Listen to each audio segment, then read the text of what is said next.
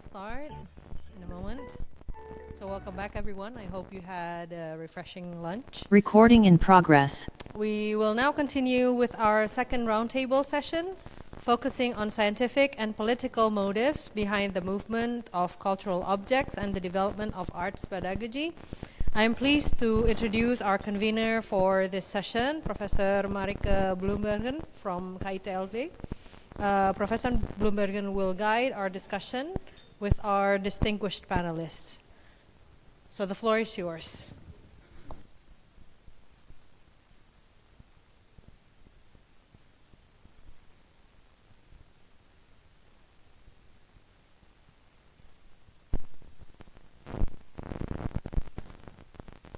Thank you. Welcome everybody indeed to our second panel.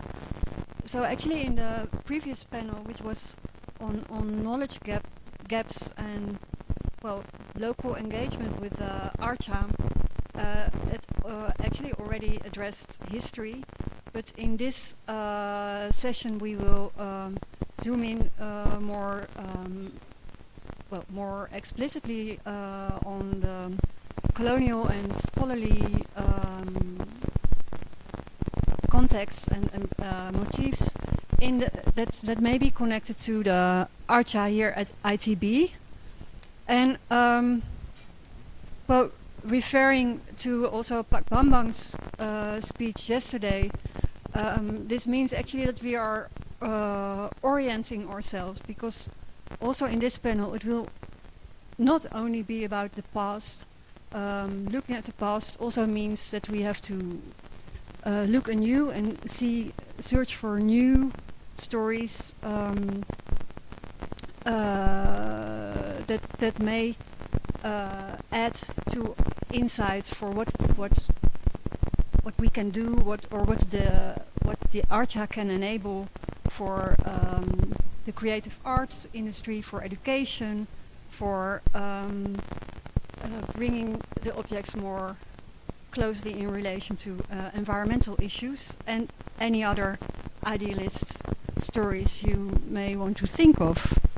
So I will have some questions about this more specifically after the presentations, but I'm happy that we have four exciting speakers. Two of them will be here with us, and two of them will join us online.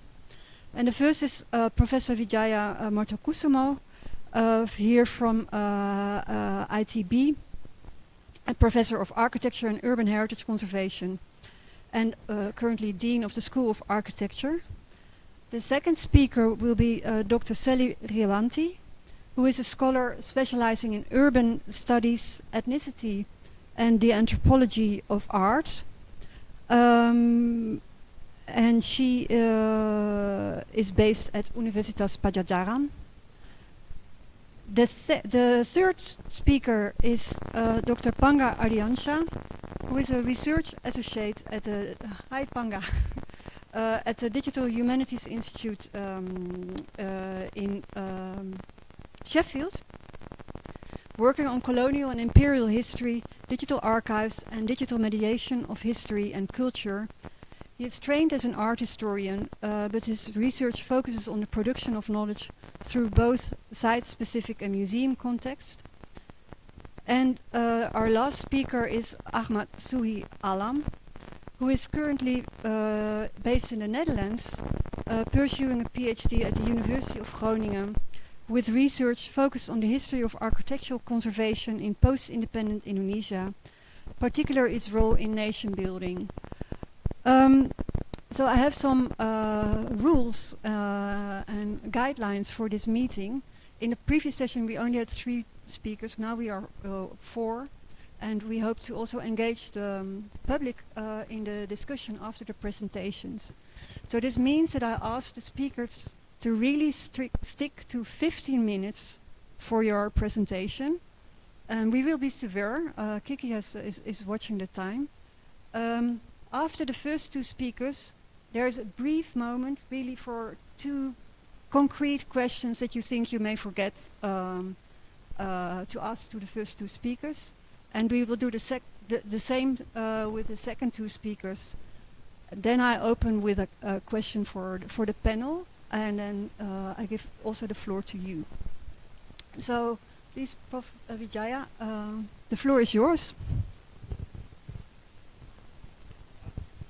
Yes. Tes. Oh.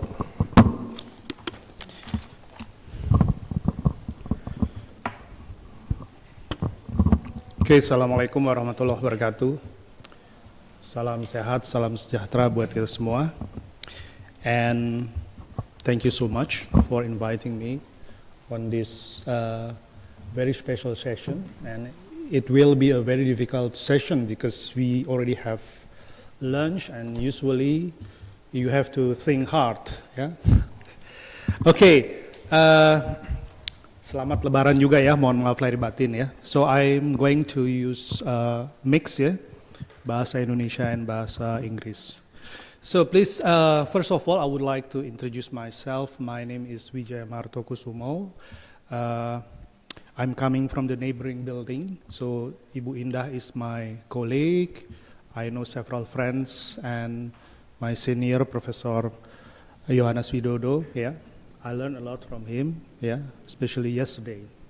So our school was called the School of Architecture, Planning and Policy Development. I'm coming from the Architectural Design Research Group. So I read history as well. I just remember the presentation today from Pak Yasrafna, that as an architect, as a fellow that trained as an architect, I would like to stress that reading story is important, yeah, to be able to embrace the future, to understand the present, and to do some fruitful act for the future. So, in this occasion, I will talk as a person who are interested in architecture and urban heritage conservation. So I think the statue, it can be called as an artifact or fabric. Yeah? And it doesn't have to be always the building. Even I representing the view of architectures. So as I think it was already mentioned yesterday, Pa Johannes Widodo also mentioned that the position of the speaker is very, very important. So on that matter, I will talk as person who has been developed and busy in the business of architecture education. So our session, my session is about scientific and political issues, and this is exactly what I would like to share with you all this afternoon. And I do believe that heritage, building, artifact, statue, artza, whatever you call it, it is, or they are socially, culturally, and even politically contested. Please, the next one, please. Yeah. So my presentation, I'm going to talk about cultural heritage as a socio-political okay. Before I continue, if we would like to discuss historical artifacts such as what we have been experiencing in the last 2 days, I would like to suggest you to understand the circumstances or the condition at the beginning of this century, 20th century, yeah, and it happens where all the concern began, I think. First of all, I would like to take this opportunity to this publication by Laura Jane Smith, yeah. So I think this is interesting because at the very first beginning, she mentioned that all heritage is intangible. All heritage is intangible. Even that we yesterday experienced that the statue is a physically entity, but indeed it is intangible. Yeah. Yeah, I would say that it's a social construct. It's a construct. It was made, it was constructed, and even established partly by the community, depending to the context where it is or where it was. Yeah. So, if historic building nowadays, 2025, are considered social-politically constructed, then I'm pretty sure that in the near future or in the long future, this could happen any possible again. Yeah.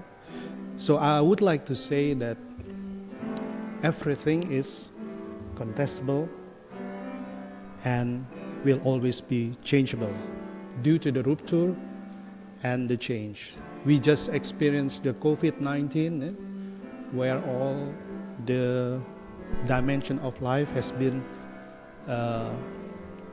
not demolished, but yeah, it's a rupture when you are not able to see people physically, but you have to do something in the most of the time. Then you have to communicate with your other fellow online, and it changes and it alters our habit.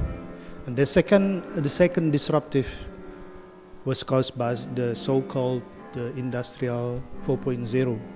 Now we are talking about the network society, network society 5.0, which is sometimes overwhelmed.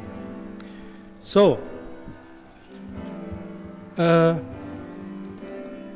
next slide, please. Yeah. Before I explain, I would like to discuss that long before the Brundtland Commission, so the Minister Commission, talking about the sustainable development in the middle of 80s.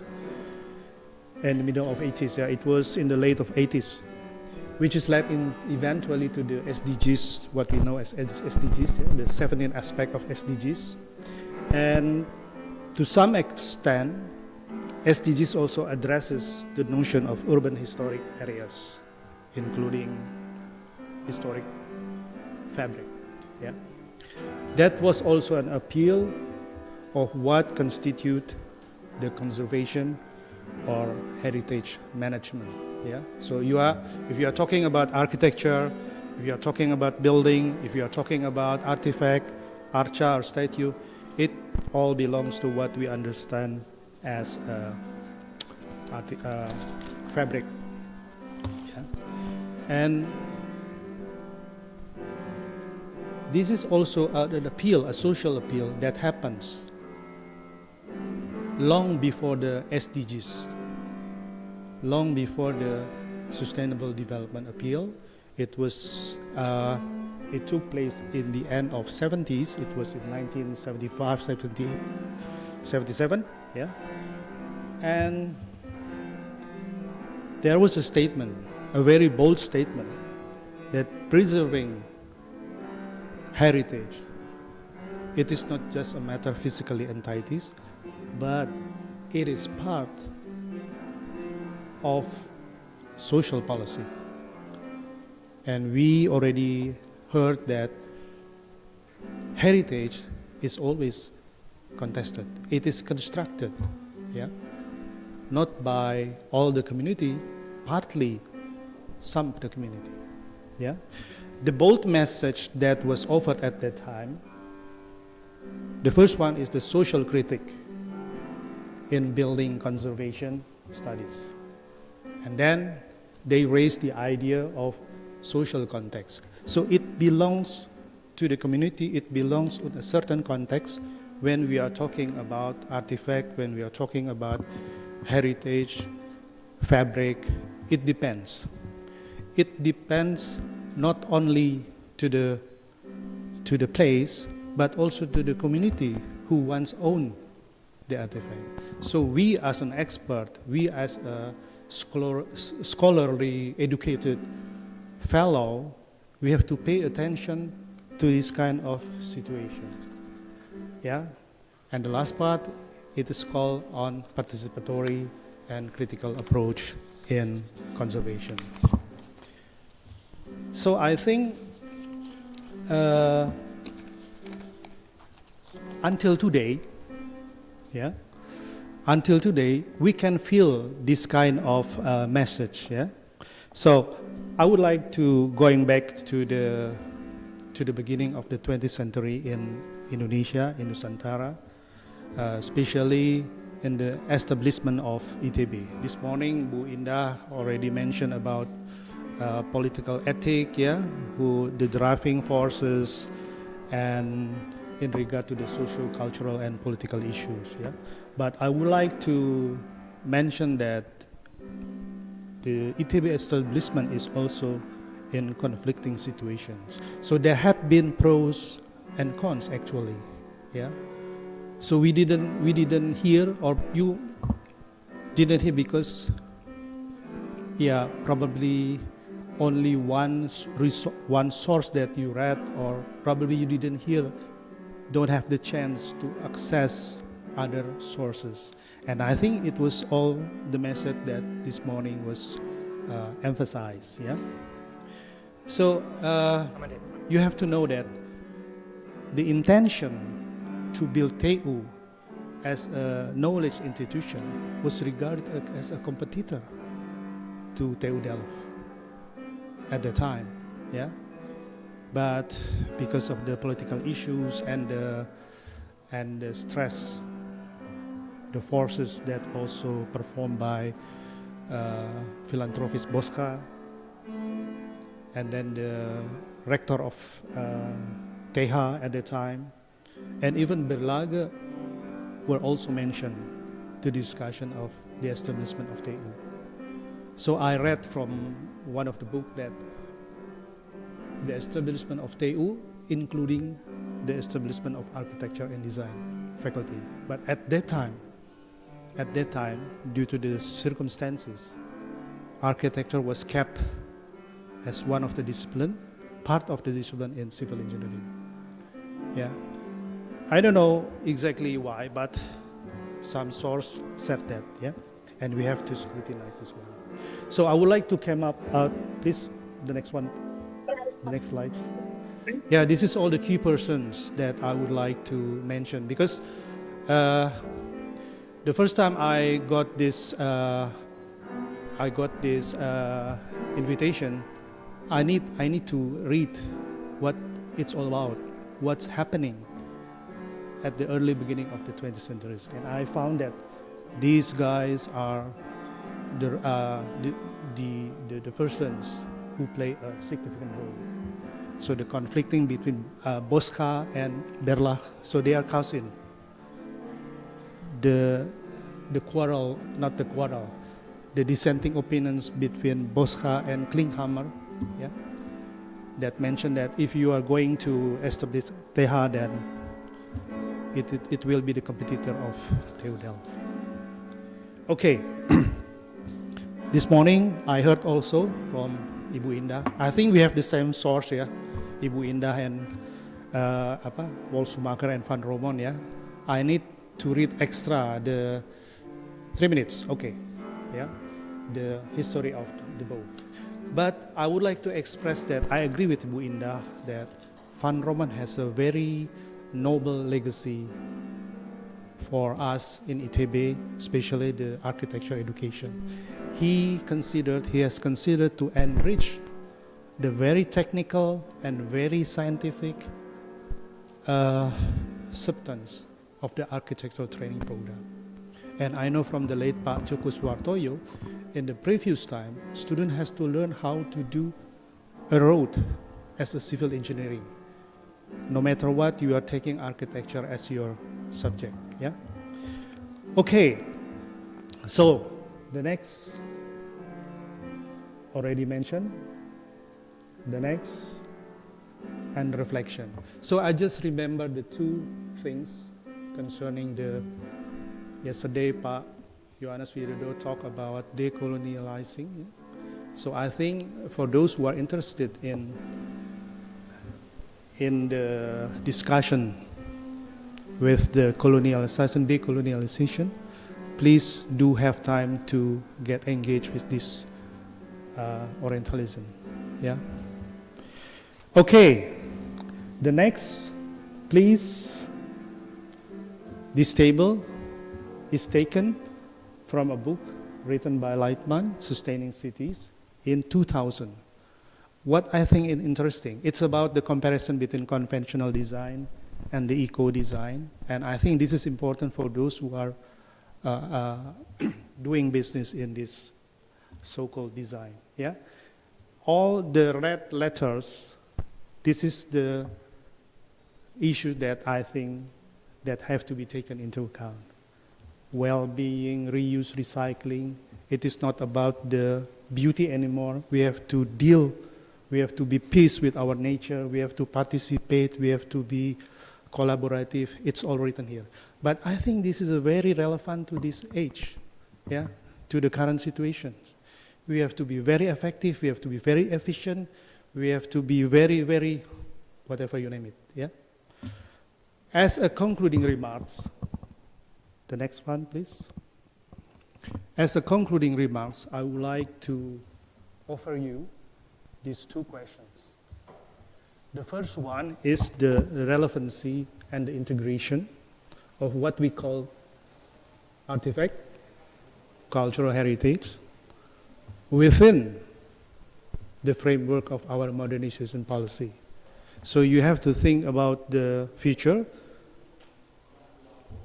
yeah, but you have to looking backward, yeah, looking backward to understand the present, and you have to be able to do positively to embrace the futures. And the last one, I would like to raise these questions. How does potential interface, I used to call it medan pertemuan, yeah? Medan pertemuan, the potential interface between what we call old, the past, and future, the new one, and what does look like and how does it take place? So with these two questions, I would like to end up my presentation. Thank you so much, and I hope I am on time. Thank you so much. Thank you. Thank you for indeed raising some questions that are the core of the matter, I think, for the connections and questions we should raise about the past to get towards something new. I would now like to invite Ibu Selly to give her presentation. Professor Selly. Yeah. You want to sit or stand? Yeah? Yeah. Okay.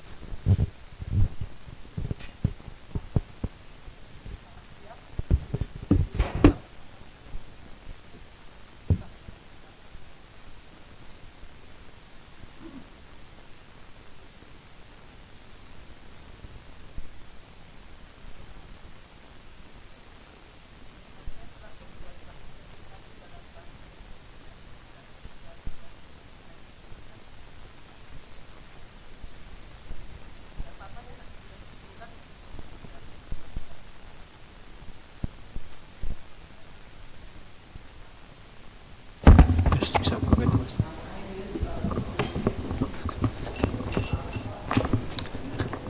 Bu, nanti ganti.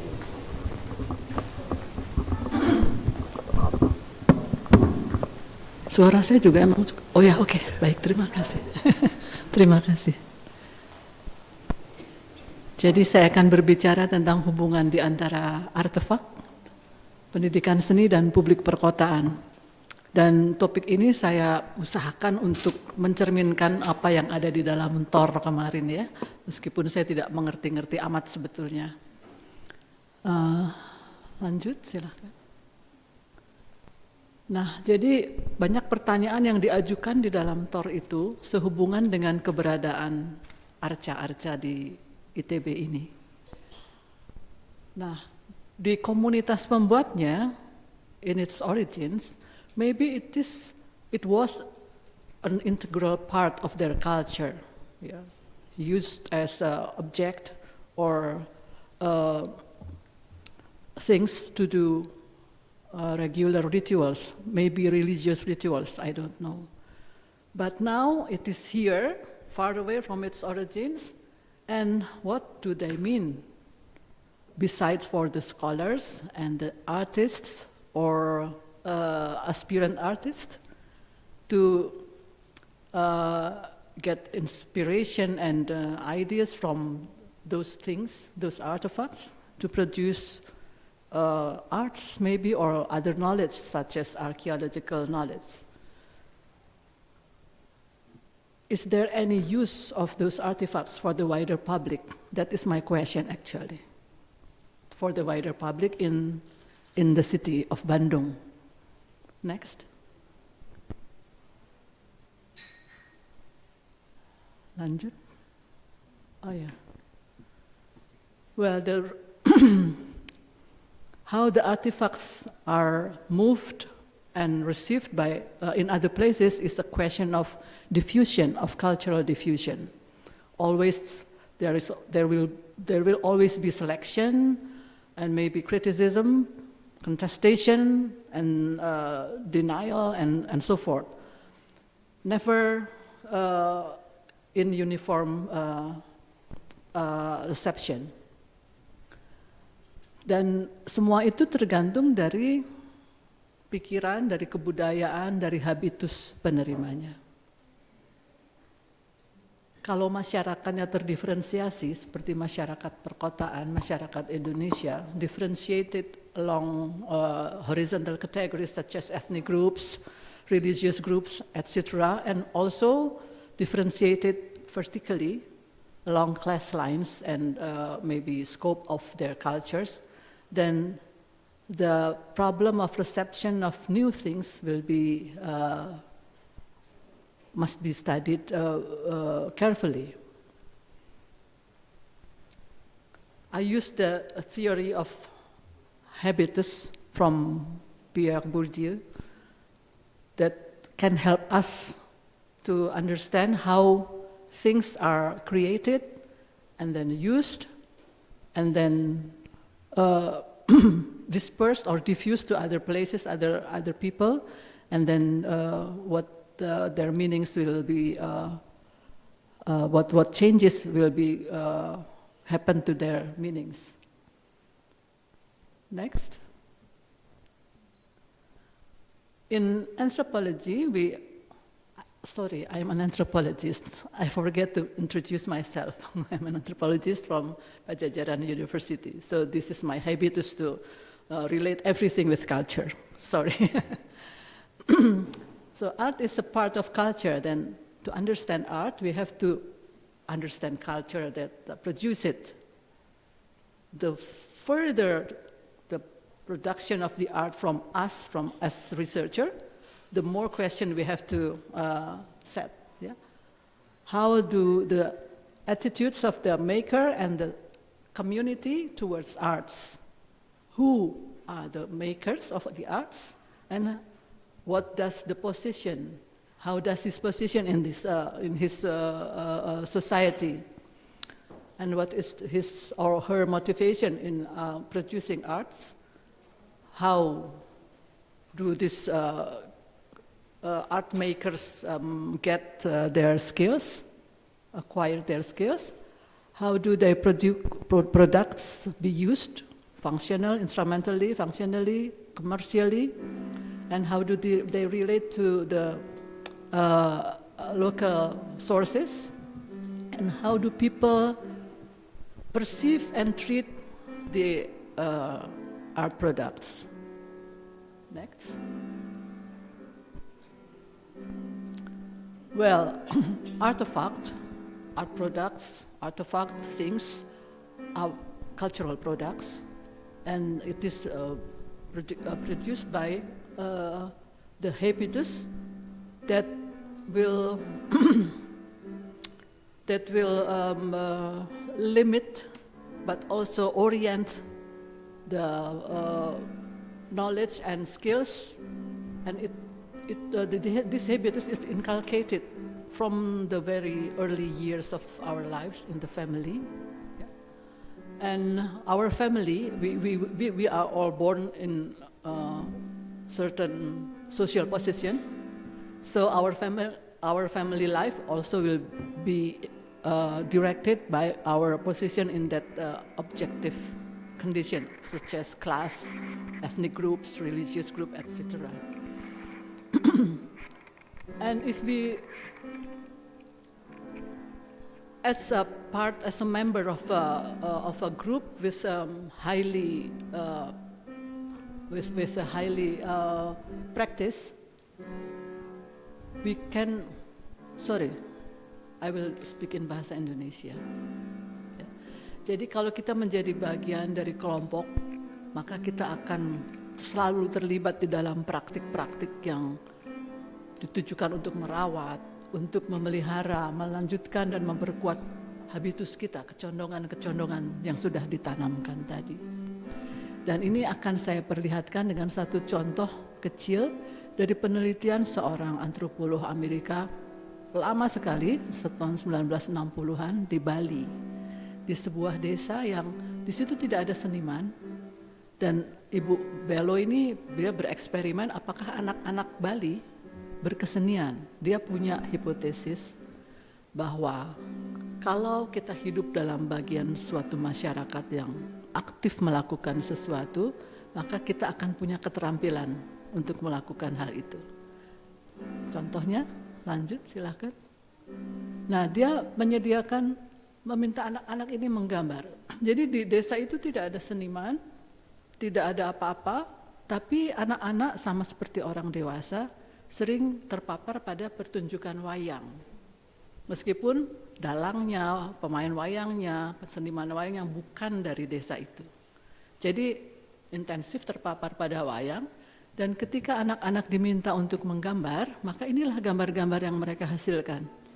Sebetulnya banyak sekali ininya, tetapi ini anak dari 5 tahun sampai 9 tahun, mereka menggambar wayang dengan posisi seperti ini. Jadi menggambar manusia, tokohnya wayang. Ya, tokohnya wayang, bukan yang lain, bukan badut misalnya, tapi wayang. Dan ada tokoh-tokoh yang berasal dari cerita-cerita lokal, ya.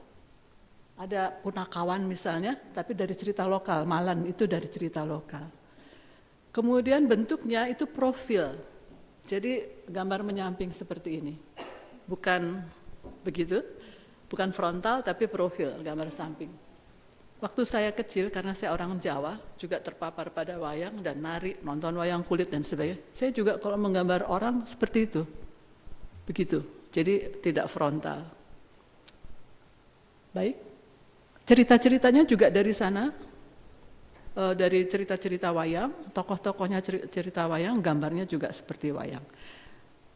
Next, jadi ini adalah contoh bagaimana dalam masyarakat yang mempraktikkan kesenian secara intensif begitu, maka keterampilan simbolisme, ya, simbolisme itu diserap, dihayati dan kemudian membantu para pemula, anak-anak atau orang calon seniman atau orang mungkin juga orang asing yang ingin belajar kebudayaan tertentu untuk belajar tentang itu.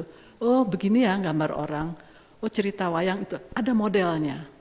Dan model ini menjadi sangat konkret, sangat terserap, terhayati, sehingga mudah digunakan oleh para pemula, sangat membantu. Meskipun tidak lalu semuanya jadi seniman. Tidak ya. Lanjut. Nah, dari paparan Ibu Ira kemarin, dan saya juga sudah lama menemukan ini, ternyata para seniman modern juga dari ITB itu juga banyak yang menggunakan idiom-idiom atau model-model tradisional ya dari tradisi. Nah itu kebetulan kemarin Ibu Ira juga memaparkan Radi Arwinda, putra dari seorang dosen juga ya di sini, seorang seniman yang asalnya Cirebon, Pak Haryadi Zuhdi. Jadi dia dari kecil sudah kenal dengan lukisan kaca, dengan idiom-idiom, model-model, pernik-pernik seperti awan, gunungan dan sebagainya, digunakannya di dalam lukisannya Meskipun lukisan itu mengombinasikannya dengan hal yang baru, dengan gaya-gaya komik Jepang dan cerita-cerita baru, tapi moral-moralnya ada tentang pelit, tentang hemat dan sebagainya, itu ada dalam lukisannya Radi Arwinda ini. Kemudian yang di bawah itu adalah keramik dari Pak Widjajanto yang banyak sekali mengambil model-model atau tokoh-tokoh tradisional, diolah sedemikian rupa jadi lebih cakep, lebih bagus, dan lebih menarik, lebih lucu. Ada tokoh Loro Blonyo misalnya ya, pengantin yang sedang berdansa meskipun dalam pakaian daerah. Jadi ini adalah inspirasi-inspirasi yang datang dari kebudayaan sendiri. Pak Widjajanto nggak pakai kebudayaan Dayak misalnya. Radi tidak ambil dari, katakanlah dari Papua misalnya, tapi sesuatu yang mungkin sudah memang dihayati, dia tahu bagaimana cara membuatnya dan membuatnya menjadi lebih baik. Meskipun tidak menutup kemungkinan, ada juga para seniman yang terinspirasi oleh bentuk-bentuk tradisional dari kebudayaan asing, jauh sama sekali. Yang ini saya baca dari sejarah seni rupa lukisan ya di Eropa. Jadi katanya Picasso, lalu Amadeo Modigliani itu terinspirasi oleh koleksi patung-patung Afrika yang ada di museum-museum Eropa, dan mereka melihat penyederhanaan bentuk, stilasi dan sebagainya, itu menginspirasi mereka untuk menghasilkan lukisan yang lebih sederhana, geometris dan seterusnya. Anda lebih tahu, teman-teman dari seni rupa ya. Tapi kira-kira seperti itu bisa juga sih, dari yang asing jauh sekali. Itu mungkin pada tahap kreativitas tertentu udah bosan dengan model-model ekspresi yang sudah biasa dilakukan ya, lalu cari yang antik, yang unik, yang eksotik dan seterusnya. Dan tentu saja kita juga banyak melihat hal-hal lain seperti bagaimana tato modern itu diinspirasi. Thank you. Lanjut. Ini juga model-model idiom-idiom tradisional bisa digunakan untuk komunikasi, untuk mengembangkan seni berkomunikasi. Kemarin ketika ada pandemi, kita menemukan banyak sekali petunjuk yang diciptakan oleh para seniman dan seniman yang dadakan gitu dengan idiom-idiom tradisional supaya pesan lebih mengena kepada sasaran. Lanjut. Nah, sekarang saya beralih ke kota. Apa urusannya ini semua dengan kota? Urusannya dengan kota karena patung-patung itu ada di ITB, ITB ada di Kota Bandung, perguruan tinggi yang ternama di sini. Apa urusannya untuk kota ini ya? Jadi kota adalah satu pusat perkembangan peradaban. Ada kota yang pusat perkembangan peradaban asli, ortogenetik, menghasilkan peradaban baru, nanti disebarkan ke seluruh dunia. Tapi kebanyakan kota itu bersifat heterogenetik. Sebagai pusat pengembangan kebudayaan, dia menampung, didatangi oleh banyak sekali sumber manusia, barang, ide yang saling bertukar pendapat dan menghasilkan hal-hal yang baru. Dan kota punya penduduk yang banyak sehingga menghasilkan suatu massa kritis, critical mass, massa yang diperlukan untuk membangun suatu kegiatan atau gagasan baru. Nah, jadi keasingan, kebaruan, perubahan itu ya normal lah untuk kota ya. Itu adalah daily life in the cities.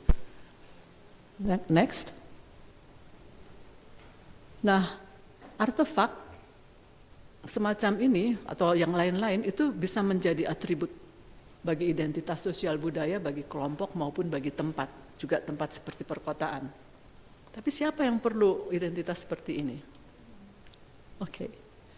Jadi identitas ini perlu kita pahami apakah diperlukan oleh warga kota. Next, saya ngebut sebentar. Nah, ini gambaran kebudayaan kota Bandung. Kota apa sih? Dulu kota kolonial. Post independence jadi kota Sunda. Habis itu belum pernah ada lagi studi tentang apa ya citra kota Bandung culturally. Adanya studi untuk cultural heritage yang sangat menghomogenkan kebudayaan kota Bandung. Itu yang saya usulkan kepada Flor untuk didiskusikan nanti untuk bahan penelitian lebih lanjut. Kita nggak homogen sama sekali kota Bandung ini ya. Jadi tapi gambaran yang ada adalah masih seperti ini. Belum ada studi yang serius untuk memperbaiki gambaran ini. Lanjut. Jadi kita juga bisa melihat tata ruang dan berbagai artefak publik itu juga hasil construction ya, social, political, economic construction. Kita lihat di Kota Bandung, simbolisme perkotaannya itu sangat ditentukan oleh wali kota, selera wali kotanya.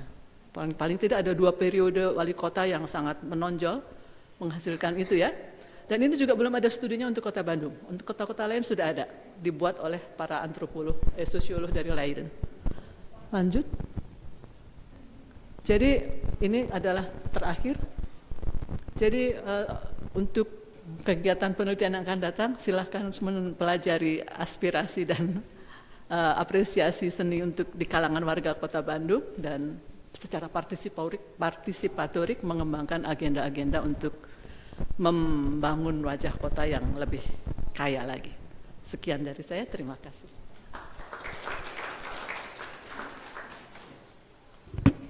Terima kasih Ibu Selly untuk juga complexifying the histories of art and tradition and heritage also in Bandung. There is very little time for 1 or 2 very short questions to the speakers. So because you may have their talks now in mind. So is there anyone who wants to raise a question right now? Kiki.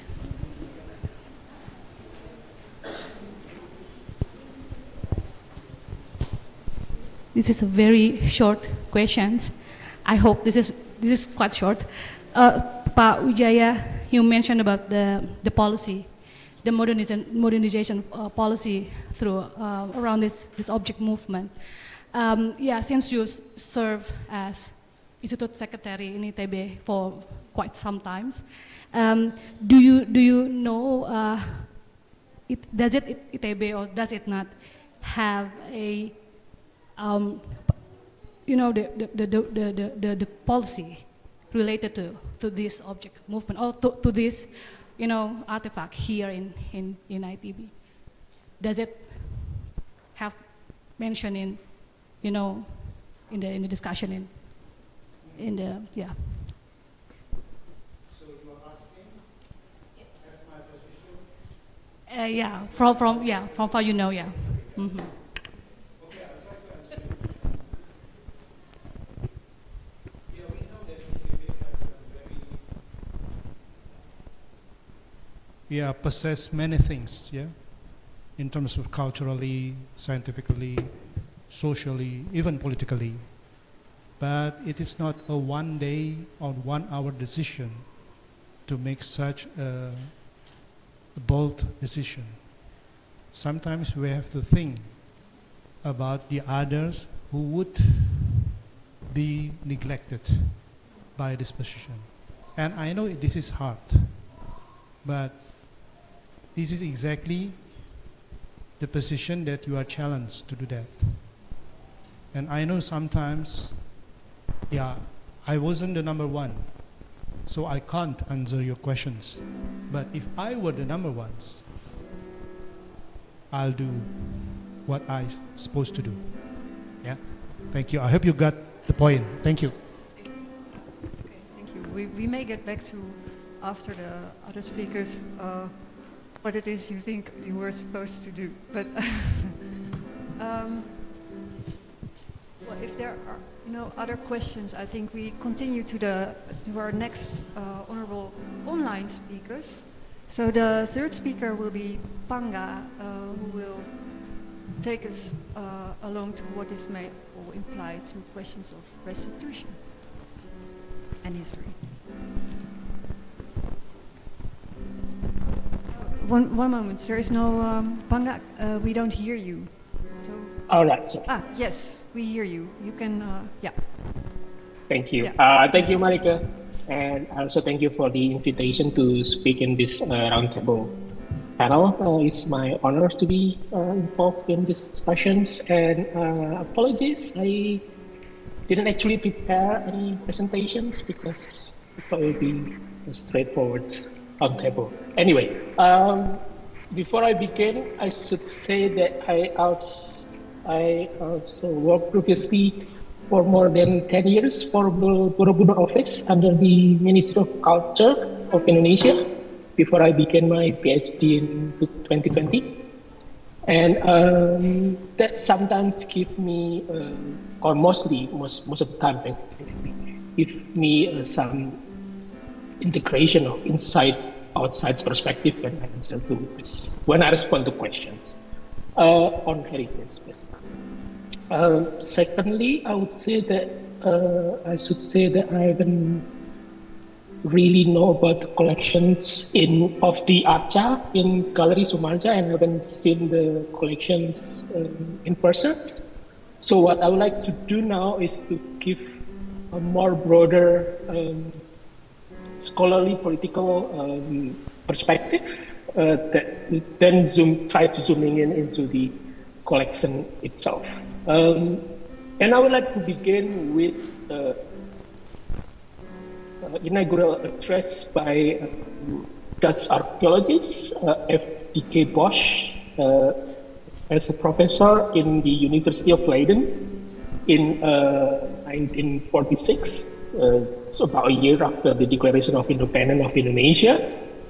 In his address, Bosch talks about the concept of Indianizations, and he used the metaphor of Pesundizations. I don't really know about the correct Dutch words that he used at the time, but the English translation that I read used the word Pesundizations. It's more about to fertilize the soils, to fertilize the seeds that we already planted in the ground. So he tried to argue that Indianizations is more about Indian influence coming into the Indonesian archipelago and seeding, fecundizing the already great seeds that are already there, that is still dormant, but need to be activated. So that's how he imagined Indianization at the time. And by the end of his address, it's quite interesting, he tried to analogize the presence of Dutch authority in East Indies with this concept of Indianization that he just argued. By the end, he kind of saying that with using the example of these Indianizations concepts or Zonizations, we can now be confident or predestined, it is predestined basically, that what have been introduced to Indonesian society by us meaning the Dutch, will be kind of grow in time, not only in the present, but also in the future. So he tried to analogize the Indianization and Dutchizations, I guess, in a sense. But two things that I would like to take from this address is, first, scholarly and political motive is like two sides of a coin. It's always there. Integrate with each others, and it's nothing new. It's already happening by the early 19th century when we have Raffles in Java and writing about history of Java and using his book as kind of one of the things that why he write history of Java history is to argue that the British presence in Java is necessary to educate the Japanese people at the time about their own history. Second, things that I would like to take from post address in Leiden is the priority for Hindu-Buddhist materials, which is the subject or the object of Indonesians, compared to other materials such as Islamic or prehistoric material. Of course, we already read a lot about this prioritization on Hindu-Buddhist material, obviously from the publication by Marike and Martin Eckhoff. But I would like to add probably one small note on that, which is the use of the term classical. And we always hear, we commonly hear about this term when we talk about archaeology in Indonesia. Arkeologi klasik, tinggalan klasik yang biasanya merujuk kepada tinggalan Hindu-Buddha yang ada di Indonesia, seperti koleksi arca yang ada di Galeri Soemardja saat ini. So this reference, I should say, please correct me if I'm correct, was started by N.G. Krom, a Dutch archaeologist as well, a director of archaeological service before Bos.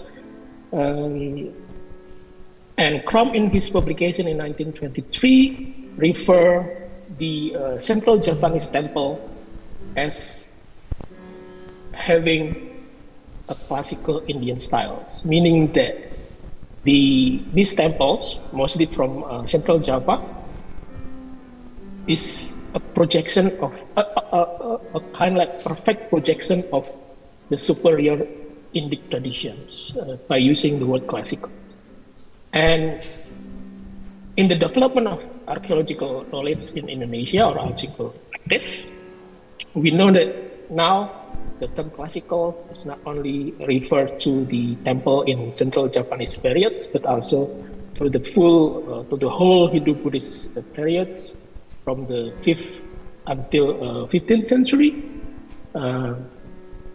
And I would like to then switch how we would understand the term classical by seeing how this term was originally used in the classification of European art. That the term classical usually refers to the Greek and Romans.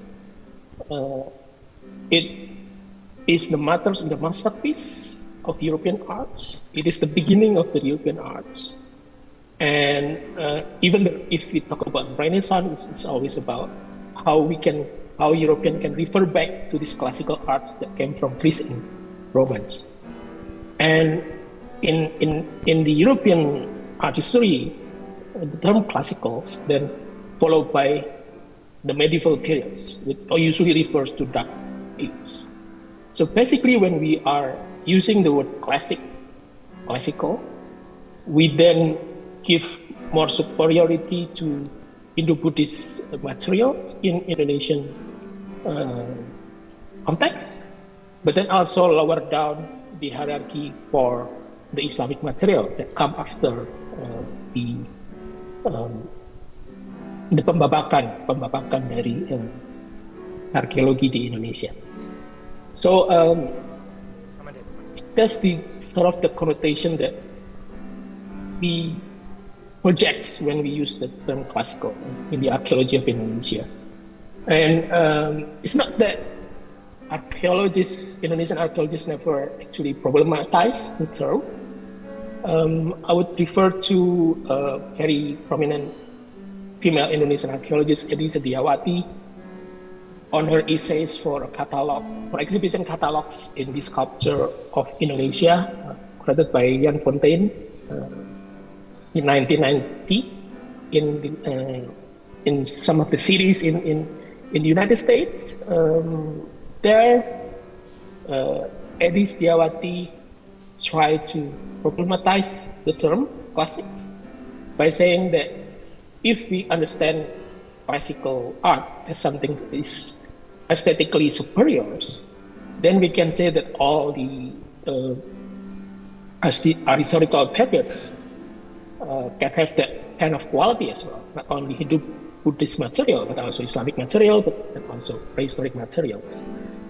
But at the end, which is also interesting, is that then Riawanti accepted the use of the term classical itself, because she believed that it is useful for outside audience, or the audience in the West, basically in the United States, to understand how we could frame the Hindu-Buddhist materials for the outside audience. So from that imagination of a masterpiece for Hindu-Buddhist materials, we then moved to the decolonization periods in the 1950s, and by decolonization I mean more in political context, and how then our founding fathers tried to use this meta-narratives of trying to grandize the Hindu-Buddhist materials to argue for the independence of Indonesia, which is quite interesting. And we already read in Benedict Anderson's books, The Imagined Communities, that during the sort of decolonization period, there is a iconization, or let's say tokenization of classical materials from the past that then appropriated to become a regalia for nation states in Southeast Asia. And it's also happens with Borobudur, for example, for Indonesia.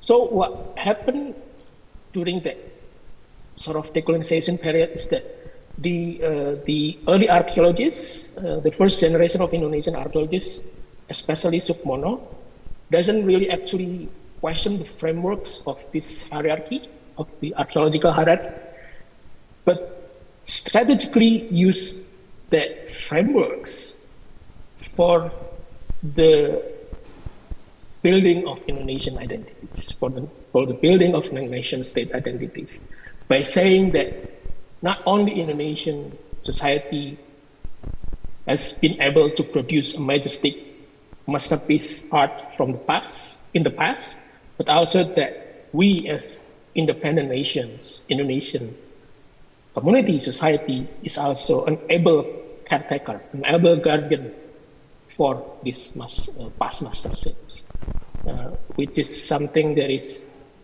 argued by the colonial authority, the East Indies authority, for their presence in Indonesia, but then the founding father tried to support that by saying that, well, we don't need you. We are independent, and we are have our own capacities to actually care for these majestics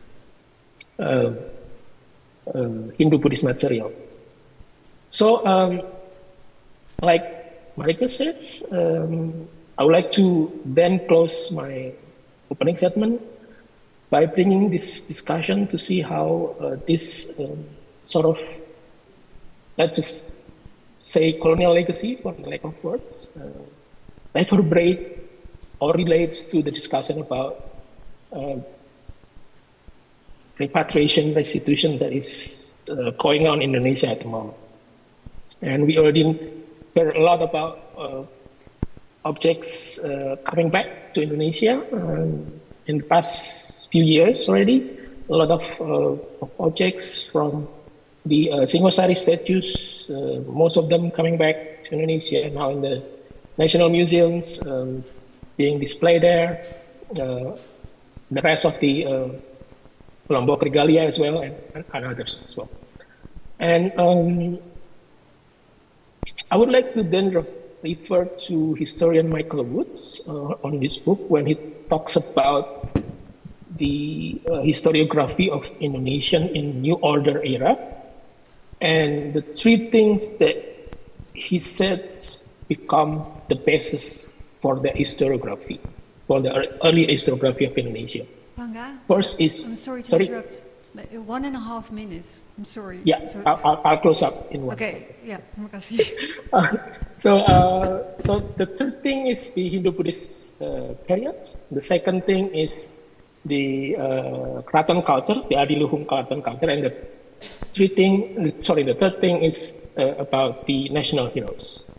And we can see that what is happening and what is being requested by Indonesia is basically things that is connected to these three things: the Hindu-Buddhist materials, the regalia that is looted from Kraton from across Indonesia, and also objects belonging to national heroes like Diponegoro. So, for the Hindu-Buddhist materials, I would add one more thing, which is the image of Golden Age, which is why we are so infused with this kind of image.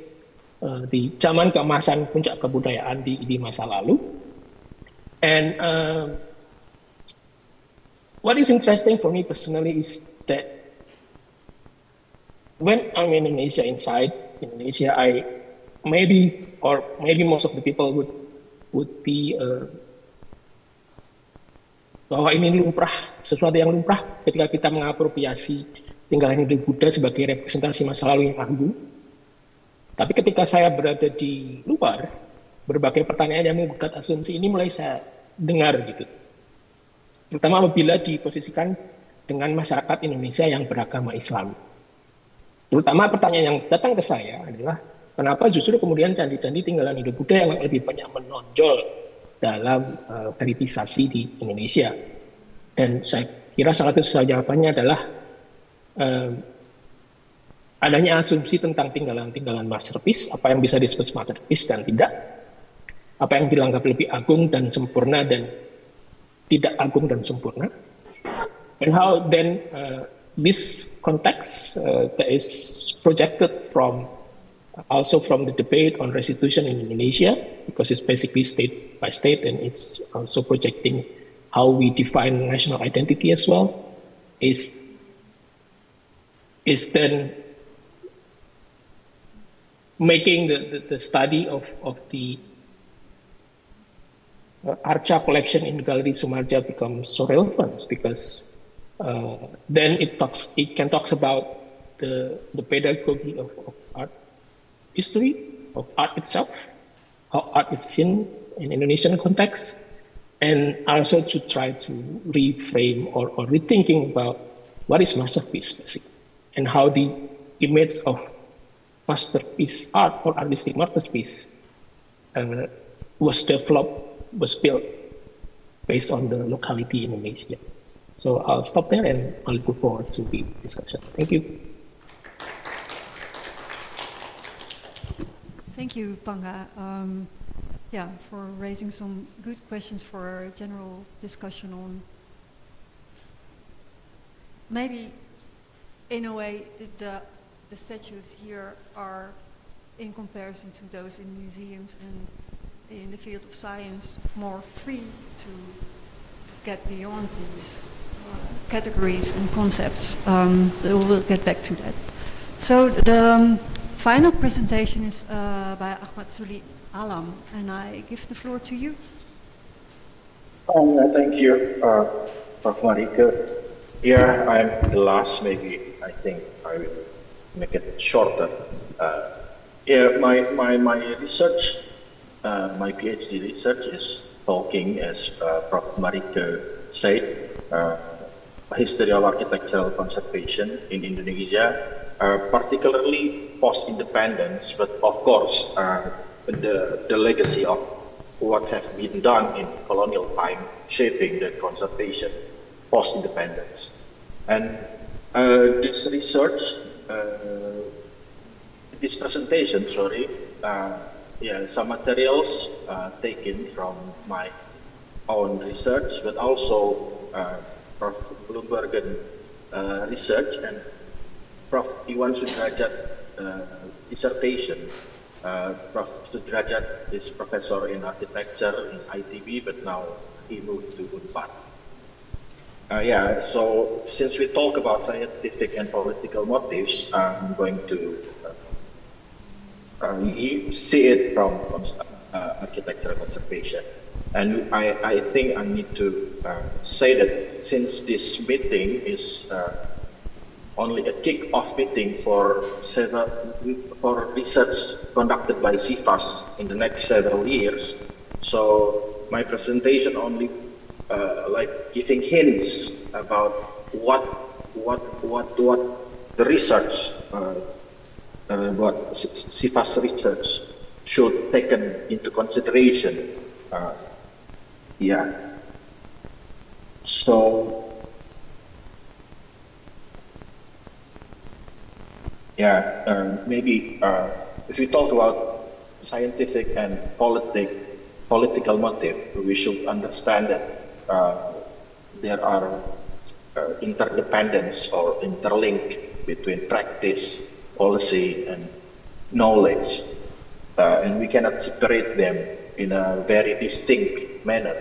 They always influence each other, yeah. And since we only have 15 minutes, so I want to draw my conclusion now. So maybe I will not. It will be easier for me to talk. Yeah. First, heritage in Indonesia, indeed, through museum and architectural remnants, indeed, colonialism project, as Mr. Panggah has already talked before.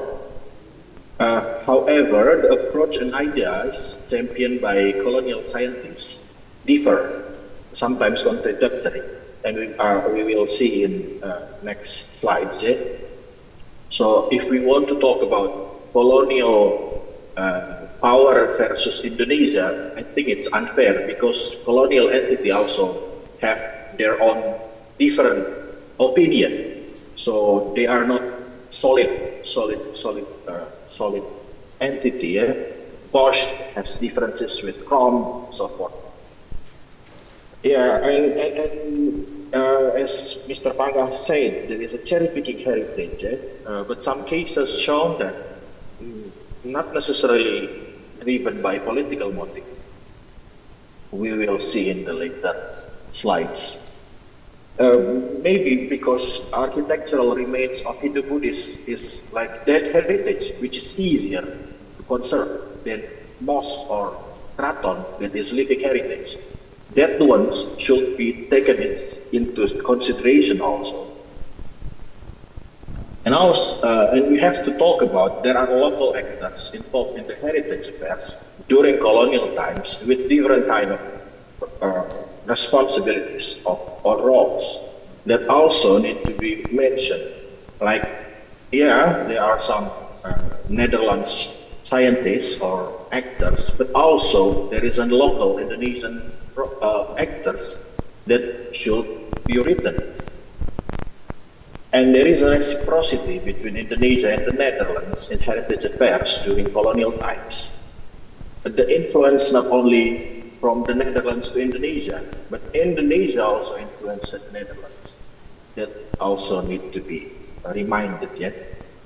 And ITD, or Bandung in larger context, while far-fetched from archaeological affairs, since there is no archaeological education or office in Bandung, potentially, it's still a maybe, hub of actors related to the heritage during colonial times, since ITB is the only engineering school up early independence era. Yeah, so I will begin my presentation here. Yeah, as we know, the fascination into old Nusantara civilization, some scholars argued that sparked during Raffles era, and in his book History of Java, he was not the one who drew the picture, the temples, yeah, but he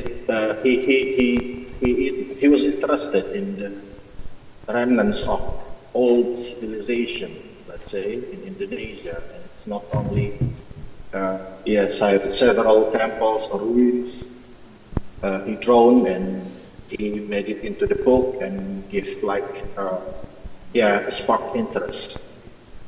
And then there is Batavia's Genootschap van Kunsten and Wetenschappen in Batavia at the time, that collect artifacts. And then the colonial governments established komisi in Netherlands in this, yeah, like Dinas Purbakala, but in the first place, they only focus on Jawa and Madura. And Brandes is the one who is responsible to consulting Candi Mendut, and Panggah in early 20th century restored Borobudur, and somehow we need to thank the colonial. And Panggah is not archaeologist; he was engineer. So maybe that is also hints to the ITB maybe. Yeah, and also Dinas Purbakala also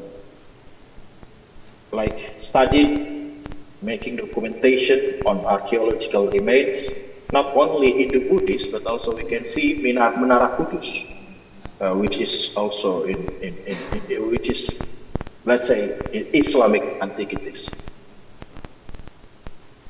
Yeah, it is very interesting to see that in the 1920s, there is a debate between Krom and Bosch to restore or to not restore, or we call it restorative question. This is what I'm saying about differing opinions on how we approach heritage during colonial era. Yeah, like the Bosch, proposed that we should conserve and restore the Ramban, but Krom said nah, we don't need to. And then in the Netherlands Commission established restoration commission to decide whether we have to restore or not. And we can see some of them are Indonesian, Kusenjaya Diningrat and Regiment Widjaja Diningrat, which say that there are local actors involved in the decision making of heritage conservation in Indonesia at that time. And this photo, although the context needs to be more big, we can see that the, let's say, white people and the local people, in the same level, discussing about what happened for this Candi.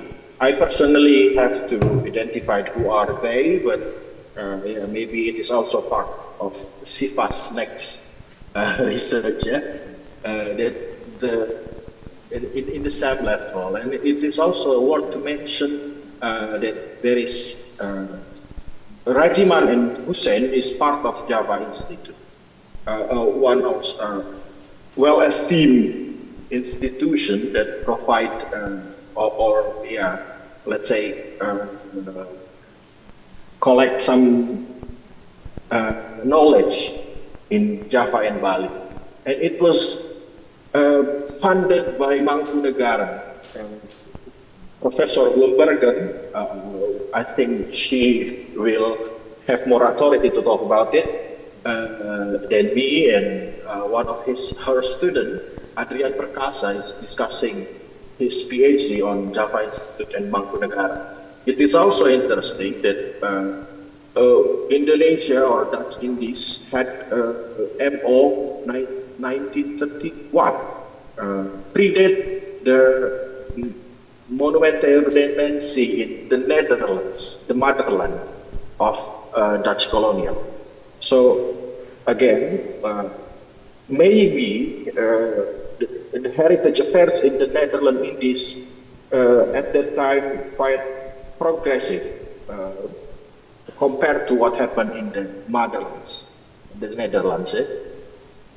And also, not only talk about the Hindu Buddhists, but there are also actors or efforts or concerns into other kind of restoration, like in the left below, we can see that there is a restoration done by the Regent van Serang, Surya Atmaja in 1931 and 1932, and also some from Dutch architect maybe or scholars that Van de Waal, burning the Han, that they promote the conservation of other kind of heritage, other than promoted by the OD. Yeah, and like this one, I found it in Klaten. This is some proof that some efforts to do heritage conservation and documentation in Derajat, Sunan Derajat, conducted by Rijksuniversiteit in this Sendang Duhur. Sendang Duhur is a very delicate Islamic heritage in East Java. It is drawn by the OD. Yeah, and after the independence, Van Romon and Mr. Sampurno Samingun both are linked to ITB or TH Bandung at that time, involved in the conservation of Prambanan. And yeah, I think Van Romon has played a very important role in link in ITB and archaeology, because before he worked in ITB, he worked in the technical department of OD, and he also inspired many of his, let's say, students. There is one named Suhamir. Suhamir later will be one of the founders of IAI, Ikatan Architect Indonesia. And after independence, the Netherlands pushed further to east to Bali to do some conservation there. In the spirit of Bali Siring. In this, we can see this is Purasada conservation in the 1950s. Yeah, so what can we learn? Dutch colonialism in Indonesia had colors and shade. It's not black and white. It's not we and them, but also, yeah, there is some people who are in line with us, not in line with us, and political and scientific motives in heritage affairs, in times intertwined and overlapping. And we also need to consider pragmatic or practical motives. I mean, like, maybe, Dutch is proud to be, it's like a very straightforward people. So maybe at that time, the consideration or their motive is not merely political or scientific, like pragmatic motive also need to be considered there. And I think for SIFAS could be the motor. It is my personal wish. In Indonesia, in this large country with a large number of people, we don't have any art history education, and it is very appalling. Now, art history is either in part of archaeology education or art education, but specific art history education, interestingly, to this day, there is no, and I think SIFAS, in the end of this session, should provide like prototype of art history education. And for ITB, I think SIFAS also should do or propose the ITB Historical Museum. Indeed, it should talk about ITB, but most important thing is history of science in Indonesia. That is also appalling that we don't have any historical museum regarding science. We only talk about culture, ethnographic things, but yeah, history of science in Indonesia, I mean, ITB is already more than 100 years. And it should, so that is my two, let's say, wish for CIFAS. Thank you. Thank you. Thank you also for being very much in time and for adding another interesting and I think important perspective to our what will be our discussions, but also really about zooming in also on the role of Indonesian actors in colonial histories.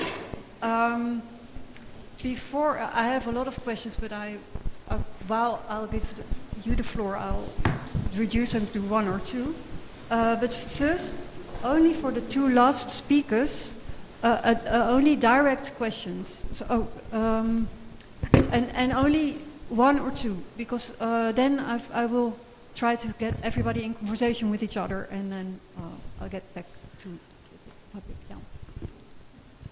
Keep your question short. Okay, my question is for Mas Zuhdi. Mas Zuhdi, how are you?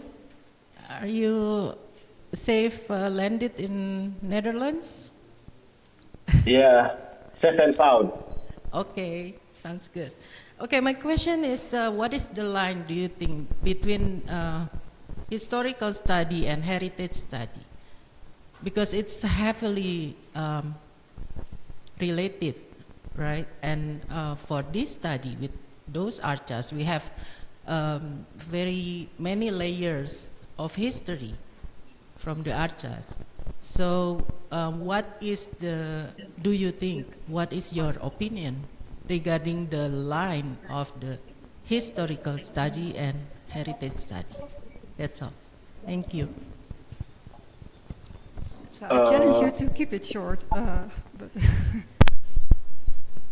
Yeah, that is so existential question, yeah. And I cannot say for others because I'm not in. I don't think I have authority to draw the lines. But let's say for my studies, I consider my research is a historical research, not heritage studies, because I try to if I have to propose the line, it is the existence of nowness. If we talk about heritage, it should be about taking nowness as a factor. But if we talk about historical research, we can spare it from the nowness. Mungkin in bahasa I will say it like kalau penelitian sejarah tidak perlu memikirkan kondisi saat ini, begitu ya. Mungkin itu kacamata saya, tapi saya pikir yang lain punya argumen yang lebih baik dan eloquent. Thank you. We are just so. I'm going to try to get the four speakers in conversation with each other. After that, there will be space for more questions. But there was one question. But also two. Okay. But keep it short. Okay. Yeah. Yeah. Actually, I want to ask to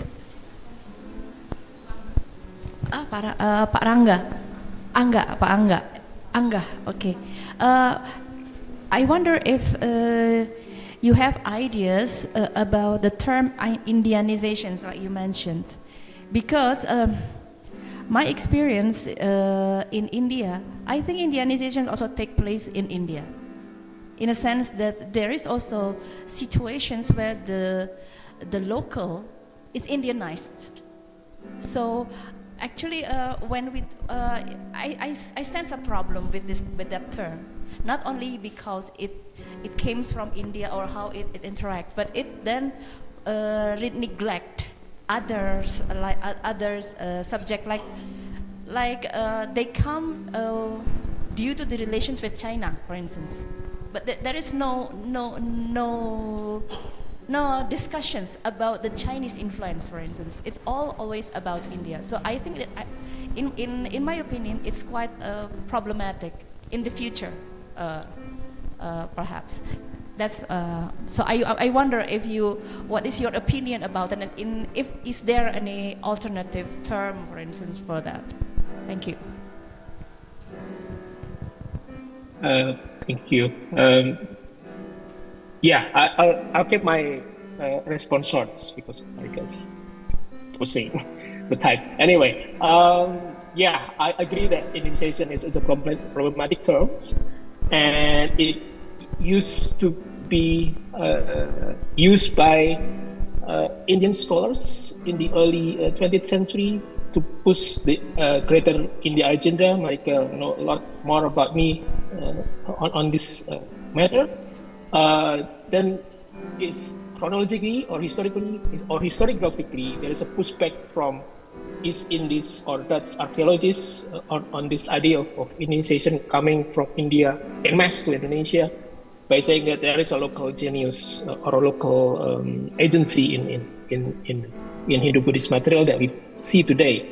Now, because of that problem attached to the term initiations, now I think more of the scholars now try to think more on the idea of connections, on networks, on exchange, and they try to basically avoid the use of the term initiation, more trying to use more broader scoping terms. For example, Maritime Southeast Asia or Maritime Asia or Monsoon Asia is sometimes being used to understand the position of Southeast Asia as a crossroad between this exchange of ideas. So there is already development on the response of the problematic term initiation. But yeah, we can discuss more on the next session. Thank you. Thank you. There was one question online. So there's one question from Theo, I think.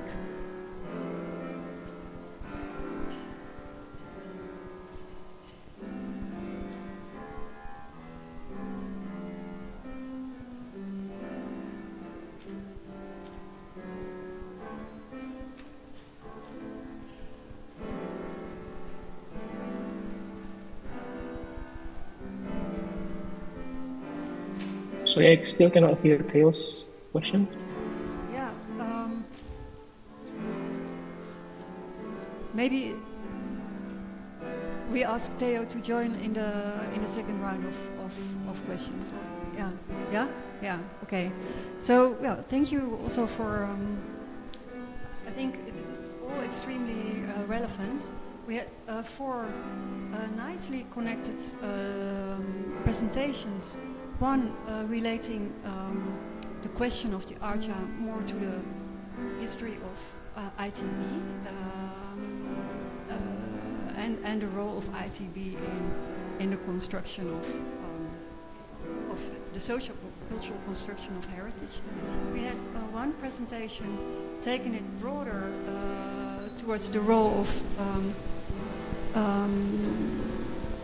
traditional engagement, or so-called traditional engagement with things assigned to be that became heritage at various locations, but also within the city of Bandung. And that's an interesting and important question, how we can see how Bandung communities and other communities in Indonesia, but this can be a case for a larger question, related to Ardiya or other objects that have been transferred to places elsewhere in Indonesia and that have become either assigned as heritage or something else. Then we had Panggah engaging with the framings and concepts of archaeology that makes it so difficult to look in a different way, and also of at objects, and to create a kind of hierarchy in various forms of ancient or contemporary objects in Indonesia that have been assigned as national heritage. that somehow the classic Hindu-Buddhist comes up. So it is about why is it so difficult to get out of that, but also, if I summarize Panggah well, it goes far. We see it also come back in the question of how repatriation and restitution now is being filled in. And then the fourth speaker nicely problematized all of our speeches further. For one thing, by moving to the sides of conservation and reconstruction, so to the places where the moved objects come from, but also to show how it is less unified or clear-cut colonial practices versus victimized Indonesians, because there were Indonesians being involved, and sometimes when they are at a higher position, proactive in local politics of heritage. So this raises also a very general question: what makes these histories of carrying away stones, of scientific archaeological research and conservation practices, and the development of education, colonial, and what makes it local? I think that is something I'm not sure. Yeah, I can ask you, all of you, to briefly reflect on that question, how you look at that from your own position. And I forgot, I think I really need to position myself herein as well as a Dutch person trained in the Netherlands, and also struggling in various ways to well, what am I doing? Why am I doing this, and why am I interested in the politics here and the local perspectives? I'm not out of that yet. I'm so delighted that I can be part in this great project to discuss this together. But yeah, so maybe that's my first very general question, but you can take it in your own way. So what do you think the colonial and the local, what roles they played, and maybe also how difficult it is to say something about it, given the fact that there was collaboration too. So I don't know who wants to kick off. Okay. Thank you, Marijke. So in my presentation, I concluded with two questions: the relevancy of the artifact, and how that can be at the best way to be integrated into our future framework or modernization policy. So we are looking forward. And the second one, I would like to emphasize on the so-called Medan Pertemuan, so the potential interface between past, present, and future. No? So the binary approach is typically Eurocentrism. The binary approach, historical, non-historical. But I'm suggesting that past, present, and future should be read or should be perceived as a continuum. So it could be black, and it could be black, hitam tapi agak putih, or putih tapi agak kegelapan.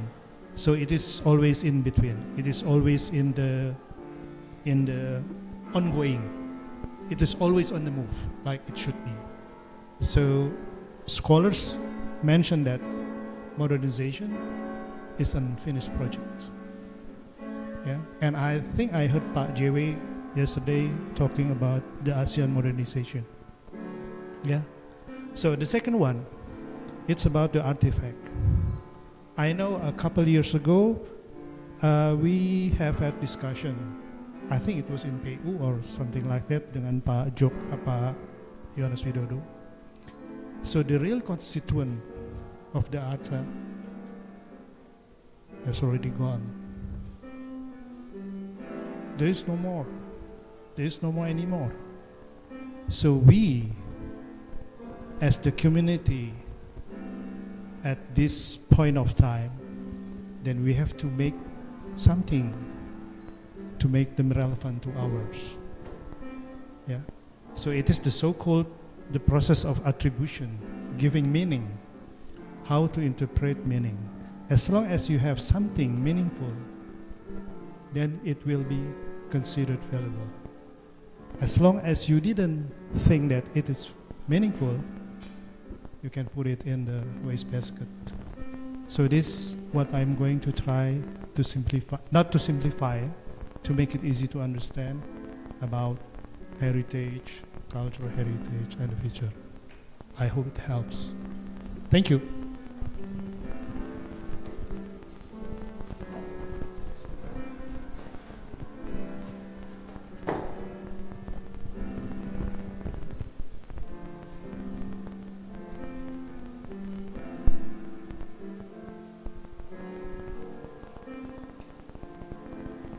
Terima kasih. Can I answer in bahasa Indonesia? Lebih jelas mudah-mudahan. Di hubungan antara yang kolonial dan yang postkolonial. Yang kolonial dan yang lokal. Dan kolonial dan yang lokal, yang postkolonial. Lokal bisa yang di lokalir sana, tapi yang sudah tidak ada barangkali asal dari arca-arca itu. Tapi lokal juga bisa berarti di kota Bandung ini, dan mungkin di kota-kota lain atau Indonesia pada umumnya. Saya melihat bahwa setiap kota, saya tidak bisa mengambil kesimpulan yang sama general berlaku untuk semua kota di Indonesia, karena Bandung itu pasti berbeda dari Yogyakarta, dari Semarang, dari Surabaya. Jadi di Bandung ini penduduknya lebih cair, lebih liquid, lebih posmo, lebih individual, lebih independen. Jadi mereka tidak, dan mungkin ini terkait juga dengan bukan kolonial, masa kolonial, tapi mungkin prakolonial. Jadi mata pencaharian sebagai peladang, shifting cultivators instead of farmers. Ya. Jadi they shift all the time, mereka berladang, kalau sudah tidak subur mereka tinggalkan lagi ladangnya.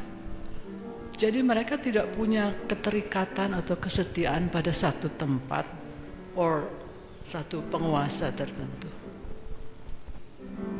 Tidak seperti orang Jawa. Kalau orang Jawa terikat pada tempat, terikat pada tokoh penguasa, pada sultan, for example. But in Bandung, no. People don't care siapa wali kota, siapa gubernur.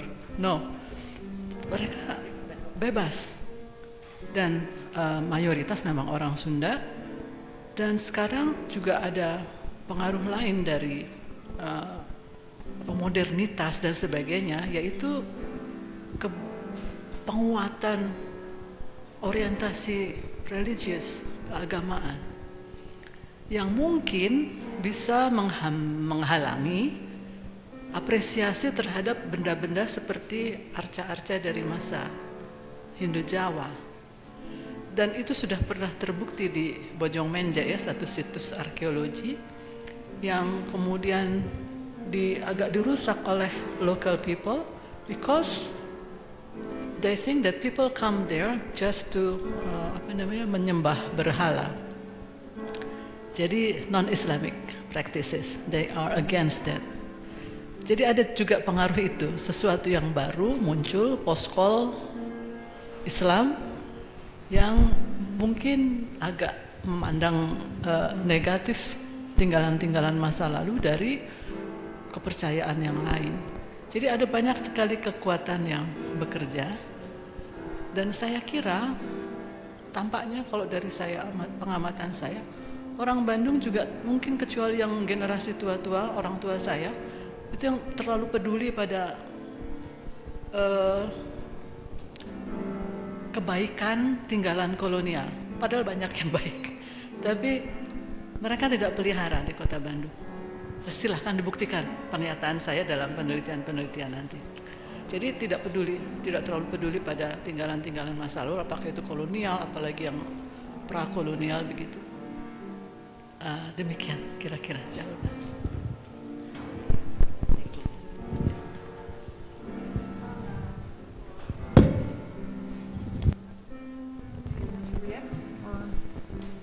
Yeah, should I chime in? Probably. I'll try to answer the question by picking up the point that was forwarded by Mas Zuhdi on the local and colonial actors involved in the restoration and conservation of heritage in colonial Indonesia. And I think we can further that question by actually questioning how local is actually local and how Dutch is actually Dutch. Basically trying to understand the framework of mind of these actors. We can say that there is a local actors that is still more infused with let's say quote unquote Western perspective, or there's also Dutch archaeologists that is, and I'm thinking about Stutterheim here probably, that is more into, for example, local knowledge on Wayang, on his analysis for temples in Indonesia. So I think we should work through, go beyond the binary of colonial and locals when we are trying to understand these motives.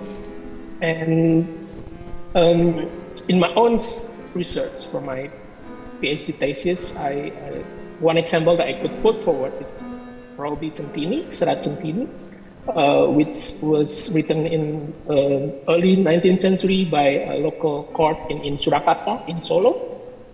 That is, I would argue, is actually a response for Raffles' history of Java. So my argument is that the Javanese people already has their own appropriation, their own imagination of what these ancient Hindu-Buddhist temples that is scattered around the Japanese landscapes. But when Raffles tried to approach that from the sort of Western archaeological perspective, then the local court tried to respond by compiling these new Centini stories that includes visit to the temple, and by bringing in their own imagination of what a temple or a chandi should be.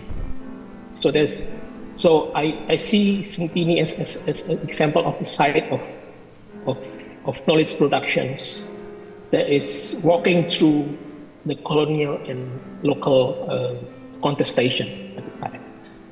So that's something that we should be aware of. And that's actually bringing me to the question of what is local, basically, which is something that is always fascinates me. And it's also try to refer back to the question of the Indonesiations and the pushback against Indonesia by saying that there is a local agency or local cultures that is become the basis of this flourishing of Hindu and Buddhist monuments in Indonesia. That what is local then? How can we consider something as a local? Is because local is always multi-cultures from the get-go. And if we bring this question of locality to the Pleksi Arca in the Gallery Soemardja is actually quite interesting, because when we talk about locality in archaeological terms, most of the time we would think about where the statue came from. Is it Borobudur, Ramanan, or other sites up in the mountain or everything? But we rarely talk about the quote-unquote new locality of these statues. Now in Bandung, inside ITB, inside ITB. And I think there is a point that is really interesting for me in this discussion, that we try to also consider the statue as part of the local fabrics, the new local fabrics, if I might say so. That is not, then it's not a foreign object anymore. It's already become a local quote-unquote fabrics of the landscape of ITB and Bandung. So I think there's also quite interesting way of how we can approach the question of local and locality through this collection in Soemardja. So I guess that's my question. Thank you. Thanks. I think the last point I also brought up yesterday, that it is intriguing that archaeologists find it hard to look at sites, even they are completely ruined, without thinking of the complete set. But that the other way around, an art historian comes to visit the Panggahs here and leaves out the new context of the statues.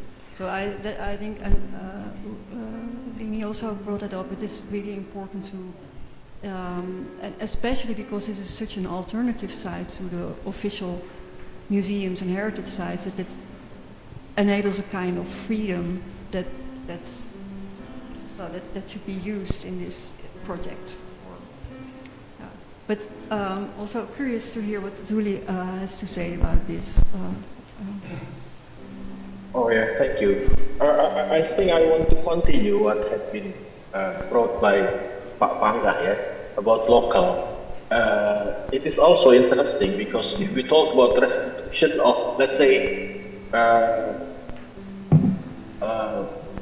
Kraton Luwu, crown of Raja Luwu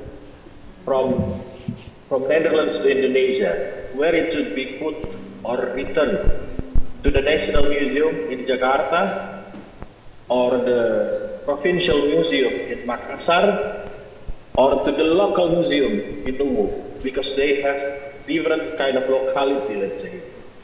And regarding the artifacts found in... Sorry? Not the original site, you only think of... Yeah. Because Luwu, even like in the same province of South Sulawesi, Luwu is different ethics, let's say, from the central or the capital of South Sulawesi in Makassar.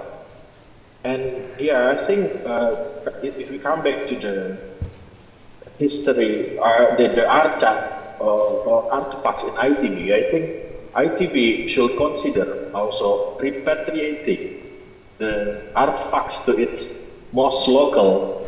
I mean, it's not, there is a probability of that also, and that is why maybe historical research is important, because yeah, we have to understand the original context and provenance studies, and it is also part of decolonialization, and I think what the requirement of decolonialization is a thing in clarity,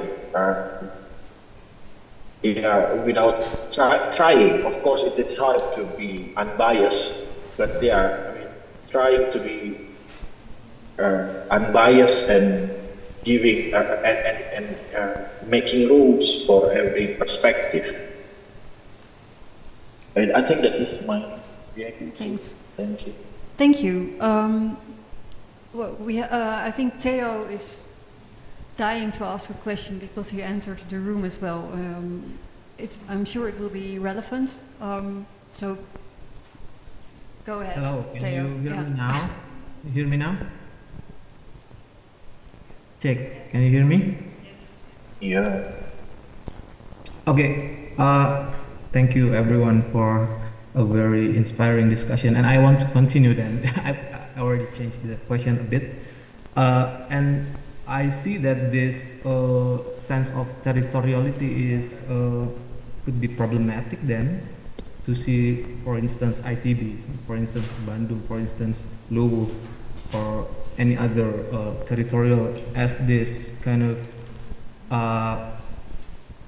or if I can change the word, doesn't it matter most about the meaning-making process that is living in daily basis, or the territorial or the space or the site that it inhabit? I mean, what is the, I think this is a question for us all. What is the very basic condition then?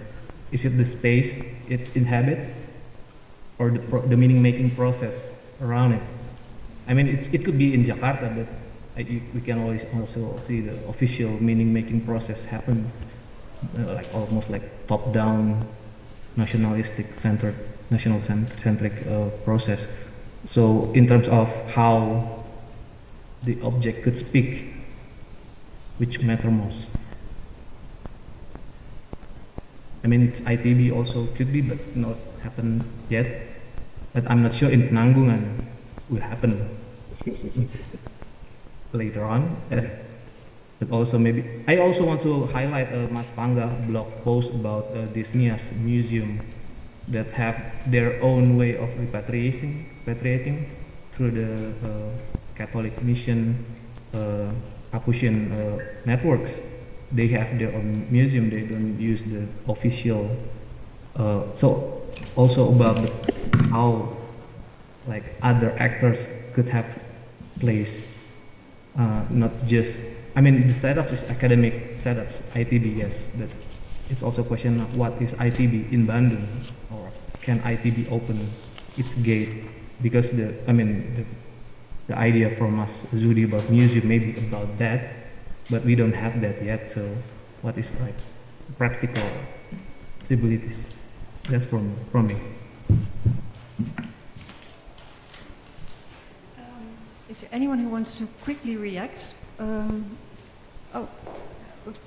Or is it okay that we leave this as Theo's question as something for all of us to think about further? It's an existential question for this research, but also for the fate of these Archa, but maybe also, I mean, many other objects that have been carried away within and outside Indonesia. So there's like 5 minutes for questions from the room. You were first, and maybe I count. Yeah, you were first, and then behind you someone. Yeah. So we have 2 questions. Terima kasih Bu Marika. Saya bertanya dalam bahasa Indonesia. Sebenarnya indikasi apa yang tim researcher atau Ibu Marika inginkan sebagai bukti bahwa ada pengaruh dari statue Hindu-Buddha ini pada pendidikan arsitektur? Apakah Ibu berharap ada bukti pada hasil desain arsitektur? I just want to know if you would like to have the answer, an assumption of the proof of the influence from the statue to the design of architecture. Is it what do you expect from this conference? I mean, to all of the audience, perhaps they would like to explain if actually there is something, an architectural expression derived from the statue. Jadi Bu, saya barangkali kalau dari semua Bapak Ibu audiens melihat ada pengaruh langsung terhadap hasil karya seni di ITB terkait dengan arca yang ada. Okay, I keep this question for I do the other question. Ya, terima kasih. Saya juga dengan bahasa Indonesia ya, maaf. Saya Garbi Cipta Perdana dari Dinas Kebudayaan dan Pariwisata Kota Bandung. Kebetulan dari tahun kemarin saat Pak Widjaja masih jadi sekretaris, kami dari pemerintah kota sudah memasukkan beberapa arca ini untuk didaftarkan untuk jadi cagar budaya peringkat kota. Nah, dari perbincangan ini memang saya jadi agak ragu untuk menetapkan jadi peringkat kota, karena kalau di dalam undang-undang cagar budaya sekarang, saat dia udah jadi status cagar budaya peringkat kota, dia tidak bisa dipindahkan lagi. Kalau tadi kan ada beberapa usul untuk dikembalikan lagi misalkan ke tempat semula. Kasus seperti ini sebetulnya terjadi juga di Kabupaten Tasik. Kabupaten Tasik ini memang memakai hari jadi Kabupaten Tasik berdasarkan prasasti Gegerahan Juang. Saat dia ada inisiatif dari pemerintah Kabupaten Tasik itu untuk mengembalikan prasasti ke Tasik karena kondisinya sekarang ada di Museum Nasional. Tapi karena sudah jadi cagar budaya, dia tidak bisa dipindahkan. Nah, memang ini problematika di hukum gitu. Tapi saya pengen saya pengen gambarannya kira-kira untuk langkah pemerintah kota yang bagus seperti apa gitu terkait cagar budaya ini yang praktis. Mungkin itu saja. Thank you. So, if I understand well, there's one question about. I mean, I can't. I won't answer on behalf of the project because I'm not the project. I'm a partner of the project. But I think if I may translate it a bit, because I think it's one of the many perspectives that are being followed in the project. The influence, one of the valuations of the statues can be the impact on modern architecture, and how that plays a role in the project. And the other is an interesting question about the limits and possibilities of restitution. What would you want to say?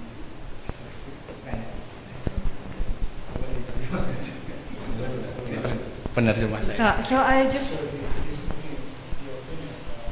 Oh, enggak, mungkin dari ini juga, Pak. So who wants to react to one both of these questions?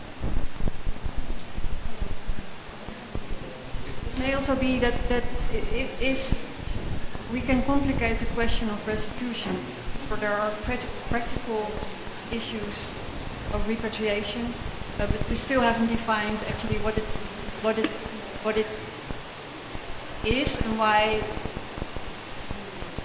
Well, if there is a difference when objects remain in Indonesia and have become part of another site, that's project is studying them for developing modern architecture, a form of restitution. Close. A bit closer to your mouth. Oh, yeah. so okay.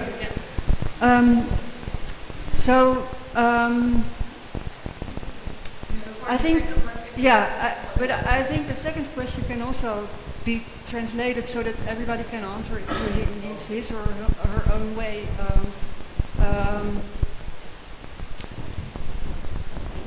Now that we are looking at objects that have been carried around within Indonesia and are in transition to become cagar budaya, but they are also part of the history of ITB. They are also part of the history of moving away statues. What is your opinion about restitution in this regard? What forms of restitution can you imagine that would be good for the Archa? That would be good for the Archa.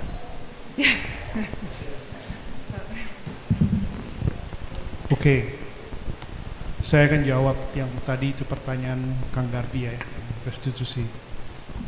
Jadi memang tidak mudah untuk mengembalikan ke tempat semula, ya. Jadi memang dalam principle of conservation itu ada klausul yang menyatakan sedapat mungkin pada tempatnya. Tapi itu kan adalah sesuatu yang normatif ya. Jadi sangat kontekstual terhadap lingkungannya. Kemarin juga ada yang bertanya gimana? Ya nggak semudah itu membalikan. The real konstituennya udah nggak ada. Udah pada jadi abu barangkali ya. Nah, mereka siap nggak? Jangan-jangan ini jadi beban, gitu loh. Ya, we have to be realistic aja, pragmatism, ya, gitu. Tapi saya menghargai betul ada pendapat yang, ya kita harus kembalikan. Tapi once you said that you are going to take care of the artifact, you have to be responsible. Yeah. It doesn't matter who will take care of that, but the community, the locals, pemerintah daerah harus menyanggupi. Jangan oke, tapi at the end of the day, maaf nih, sana sekirang sono ya, tapi kumaha tuh ya, kan begitu ujung-ujungnya ya. Nah itu yang barangkali juga kita harus yakin juga gitu ya. Memang kalau dihadapkan dengan persoalan hukum memang sulit ya, tapi kan realitanya begitu, gitu. Jadi kemarin atau kapan ya? Kemarin saya tanya yang persoalan flexibility itu ya, sejauh mana, tadi pagi juga saya mau bertanya tuh yang kepada Pak Yasraf, bagaimana kita menginterpretasikan, ada batasannya kah? So I would like to ask this morning session, ya, Pak Yasraf mention about, we have to be able to interpret so we can make some decision. But is there any limitation? Is there any guidelines how to be that you can take the opportunity to limit yourself? When it's all open, I think it's only time and space will contest the discourses then. Begitu ya, menurut pendapat saya ya, Kang Garbi, semoga menjawab.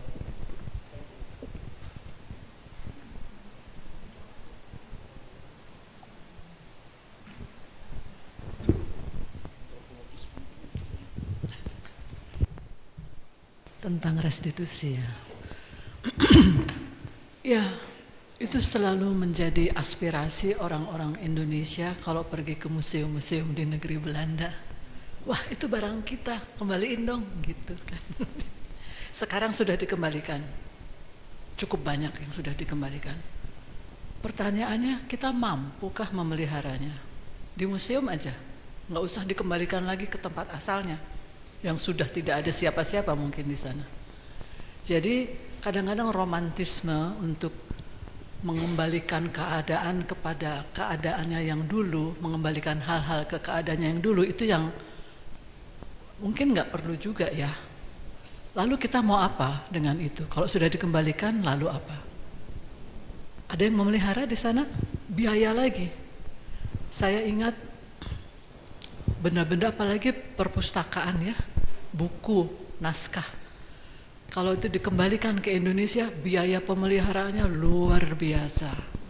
Banyak sekali, harus membuat ruang-ruang yang kering supaya naskah-naskah tidak lembab dan sebagainya. Jadi memang sentimen nasionalisme barangkali yang membuat kita ingin restitusi itu memulihkan hal-hal seperti asalnya dulu. Tetapi apakah begitu? Hidup juga kan nggak gitu, berubah terus. Yang penting adalah mencatat perubahan-perubahan itu. Saya kira itu yang perlu kita disiplin ya, mendokumentasikan apa-apa yang telah terjadi. Karena itu juga kita agak kurang disiplin. Kita masih selalu tergantung kepada kerajinan para scholar di Belanda, di Jepang, di Kernel barangkali yang rajin sekali mencatat apa aja yang terjadi di Indonesia, sementara kita sendiri lupa mencatatnya. Mungkin begitu saja sementara. Terima kasih. Panggah atau Uzi mau Yes, I can try to respond. I'll try to respond to the three questions together from Mas Theo and the two questions in the audience in bahasa. Sorry.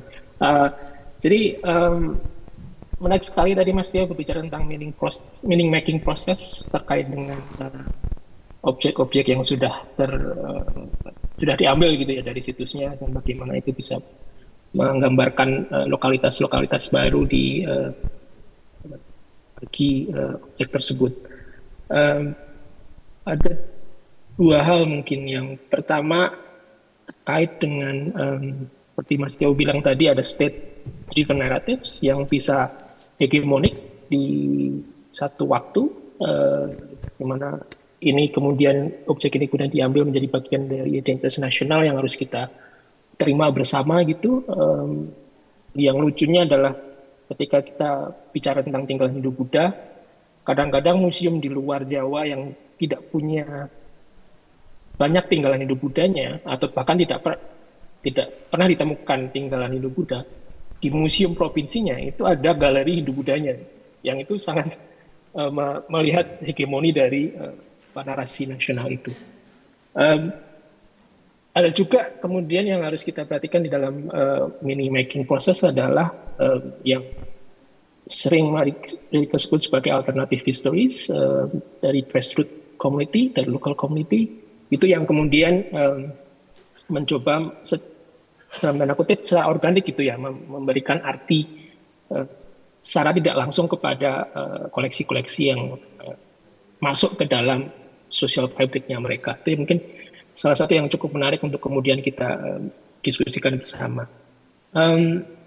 Nah, terkait kemudian dengan pertanyaan apakah kemudian Sadi Soemardja ini kemudian punya influence atau punya inspirasi untuk kemudian perkembangan seni rupa di ITB khususnya, itu juga menjadi pertanyaan yang menjadi pertanyaan benar adalah proses dari itu, apakah itu terjadi gitu. Misalnya apakah kemudian ada misalnya kelas menggambar gitu yang kemudian diselenggarakan oleh mahasiswa di ITB, itu juga salah satu cara untuk kemudian mengintegrasi koleksi-koleksi arca itu ke dalam kurikulum, ke dalam pengembangan framework seni rupa mereka di kampus gitu ya. Nah, pengenalan inilah yang menjadi kunci ketika kita bicara tentang restitusi juga gitu. Kita bicara meaning making terhadap objek yang sudah lama diambil gitu ya, kemudian dikembalikan lagi. Itu kan perlu dikenalkan kembali sebenarnya, dikenalkan kembali, diintroduce kembali ke masyarakat seperti apa sih objeknya, dan dibangun lagi knowledge-nya terhadap baik itu historical, social, or cultural, itu dibangun lagi terhadap di sekeliling benda-benda tersebut gitu. Yang menarik juga adalah ketika kita bicara tentang masyarakat lokal yang sudah kehilangan benda ini, gitu.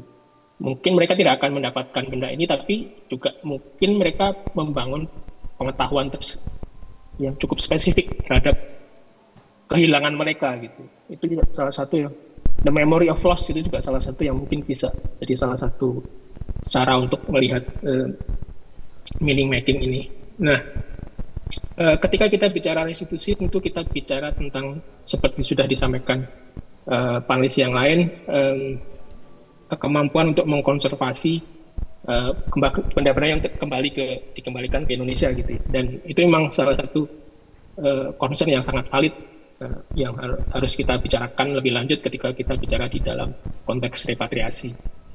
Tapi saya juga tidak ingin terlalu kemudian tenggelam dalam apakah kita mampu mengkonservasi atau tidak gitu.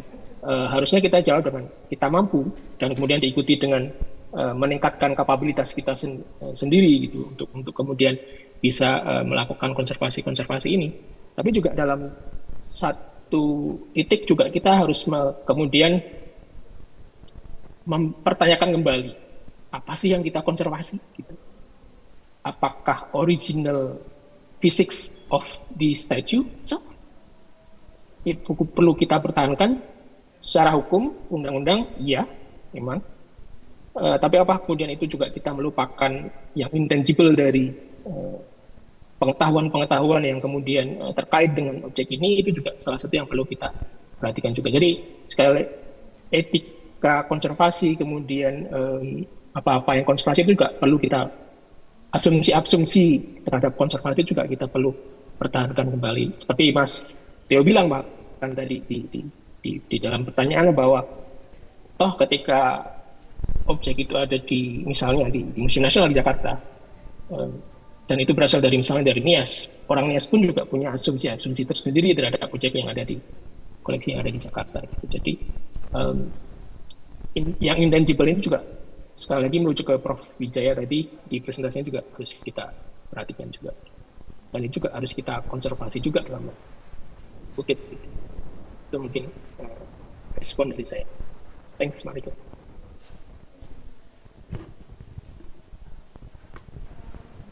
Saya langsung, Bu Marika? Ya, langsung. Oke. Mungkin pertama yang dari Bu Erika ya. Sorry in English. From Bu Erika about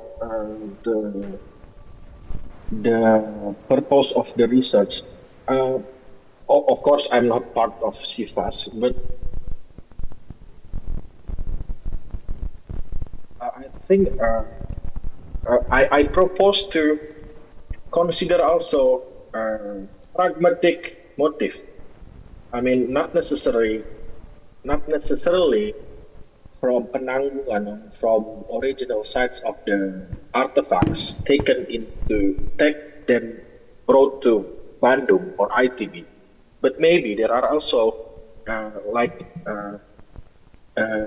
possibility that it was taken into Jakarta to National Museum, and then Pan Romon at one point the student need to learn about the arca, and can we borrow some from Jakarta? I mean, that is also one possibility because there are no historical records of research that need to be addressed.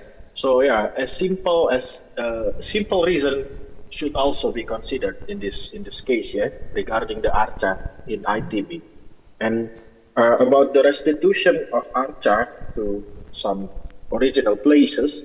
I think the consequences, yeah, if we talk about restitution, is we talk about consequences, either stay in the original place or stay in the current place.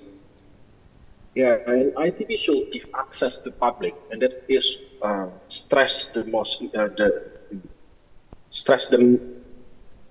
stress to why ITB should have museum, because if it's only sit in the room in FSRD and no one knows about it, no one can learn about it, I think it's also reckless. Yeah, I think the choice if only between put in a storage in ITB or in the Penanggungan, I think it's better in Penanggungan. People can see it. I mean, if I have to choose, yeah. So, yeah. So, if ITB choose to keep the archas or artifact, they should ensure that public can access it, can learn from it, and ITB have the capacity to conserve it. Otherwise, it's better in the original place, no matter how bad in original place. I mean, that is my take. Yeah. Thank you. I'm not sure, Theo, do you want to, before I close, as a co-convener of this panel, say something? Or? No, I think it's nice to have this still ongoing questioning phase going on. Thank you. Yeah, I think it's still an ongoing conversation, and some of the issues will remain forever ambiguous. But I think it is also what we can realize, what we can learn from these presentations and the discussion. I think is also that we, like all of us do, but that if we look into the history of archaeology, conservation, science, arts, it makes sense to look anew at the sources related to that period, both colonial and local sources and memories, to look for motifs, agendas, local agency that are outside these framings of the colonial state of developing archaeology, and that may help also, well, to further complexify the valuation of the archa and their fate, and wherever they will end up, what they can do to bring us further and do good to each other and to the world and the environmental world as well. So, well, thank you again for very interesting presentations and discussions. I think it was really special to have the four of you together. Yeah, so terima kasih. And so this is the end of this day.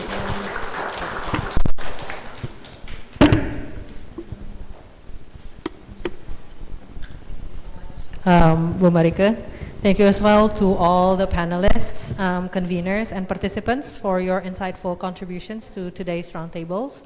Also, those who are joining us from Zoom. So today we have explored the knowledge gaps that exist in our understanding of cultural heritage and scientific and political motives that have influenced the movement of cultural objects and development of arts pedagogy. These discussions have provided us with a deeper understanding of the complex historical and contemporary dimensions of the research theme. Tomorrow we will continue with the third and fourth roundtable sessions, focusing on the influence of Dutch colonial policies in the morning and contemporary issues in heritage conservation in the afternoon. These discussions will further enrich the understanding of the research theme and help identify pathways forward. The program will begin at 10 a.m. in the same venue. Coffee and morning snacks are provided from 9 a.m. We look forward to seeing you all tomorrow for our final day of discussions. Thank you and good afternoon.